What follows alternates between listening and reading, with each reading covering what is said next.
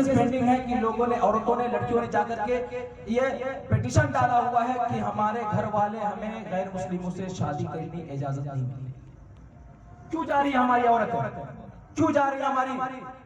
بچیاں؟ کیوں جا رہی ہے ہمارے گھر کی عورتیں؟ آج ہم یہ سوچ کر کے بیٹھے ہیں کہ میرے گھر کے بغل میں اگر کوئی بد چلن چل رہا ہے، کوئی بد سلوکی کر رہا ہے، تو اس کے اوپر دھیان نہیں دیتے کہ ہمارے بچے سیف ہیں، ہمارے بچے ٹھیک ہیں۔ لیکن یاد رکھیے، اگر آپ کے گھر کے بغل والے گھر میں اگر آگ لگی ہے تو کچھ دیر کے بعد وہ آگ آپ کے گھر تک بھی پہنچ جائے گی۔ خدا را اپنے آپ پر رحم کھائیے، خدا را اپنے اوپر ترس کھائیے، کم از کم اپنے آپ پر رحم کھا کر کے ان بچوں کو سدھاریے۔ اگر آپ کے محلے کے بچے ہیں، آپ کے گلی کے بچے ہیں، آپ کے بغل کے بچے اگر جا کر کے تاش کھیل رہے ہیں، جوا کھیل رہے ہیں، تو اس بچے کو اگر آپ نہ سدھار سکے، کم از کم اس کے گارجین کو جا کر کے بتا دیں، کم از کم اس کے گارجین کو جا کر یہ خبر پہنچا دیں، تاکہ وہ اپنے آپ پر، اپنے بچوں پر لگام کس لے، اپنے بچوں کو اپنے اندر کر لے۔ اگر وہ اپنے بچوں کو اپنے اندر نہیں کیا، اگر آپ نے ان کے بارے میں، ان کے بچوں کے بارے میں، ان کے گھر والوں تک نہیں پہنچائی بات، تو یاد رکھیے گا آپ اپنے بچوں کو بھی ساتھ نہیں رکھ سکتے، آپ اپنے بچوں کو بھی اس زمانے میں اپنے ہر وقت اپنے ساتھ نہیں رکھ سکتے، اپنے گھر پہ بیٹھا کر کے نہیں رکھ سکتے۔ ایک دن نہ ایک دن وہ بچہ اپنی سنگت بگاڑے گا، اس سنگتی میں جانے کے بعد یقین مانیے وہ بچہ جا کر کے اس کے ساتھ بگڑے گا، وہ بچہ اس کے ساتھ جوا کھیلے گا، وہ بچہ اس کے ساتھ بیٹھ کر کے تاشوں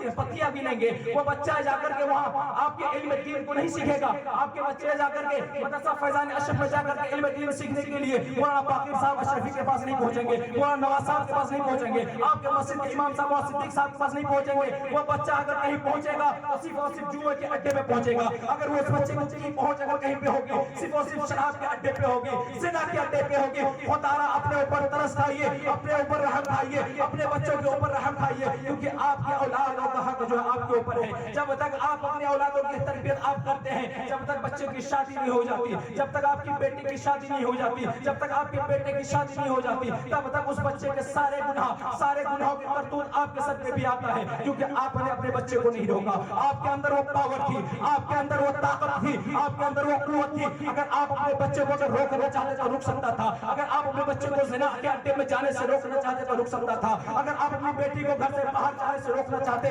تو رک سکتا تھا، اگر آپ اپنی بیٹی کو پردے کا حکم دیتے تو آج ہمارے اوپر جو پردے کے تعلق سے یہ آتا ہے کہ آج ہماری بچیاں پردہ کر کر کے اسکول کے اندر نہیں جا رہی ہیں، ہماری بچیوں کو پردہ کرنے سے روکا جا رہا ہے۔ آج جو ہم یہ رونا رو رہے ہیں، آج جو ہم یہ رونا پیٹ رہے ہیں کہ ہمارے اوپر برقعے بین کیے جا رہے ہیں، ہماری مسجدوں کو توڑی جا رہی ہے، یہ جو رونا ہم پیٹ رہی ہے غلطی کسی اور کی نہیں ہے۔ ہم نے اپنے اوپر ظلم کیا ہے، ہم نے نمازیں چھوڑ دی ہیں، ہم نے اسلامی تعلیمات کو چھوڑ دیا ہے، ہم نے اپنے بچوں کی تربیت چھوڑ دی ہے، ہم نے اپنے عورتوں کو پردہ کرنے سے روک دیا ہے، ہم نے اپنی عورتوں کو بے پردہ ہونے سے نہ روک سکا، ہم نے اپنی عورتوں کو بازاروں میں گھومنے سے نہ روک سکا، ہم نے اپنی اولادوں کو بازار کے اندر ان خرافاتیوں سے بچنے کے لیے نہیں سکھایا۔ ہم نے اپنے بچوں کو اگر اپنے بچوں کو اگر نبی کی سیرت سناتے، اگر ہم اپنے بچوں کو نبی کی سیرت سناتے، اگر ہم اپنے بچوں کو نبی کی تعلیمات سکھاتے، اگر ہم اپنے بچوں کو نبی کی تعلیمات کے ذریعے آراستہ و پیراستہ کرتے تو انشاءاللہ ہمارے اوپر جو ظلم و تشدد کیے جا رہے ہیں،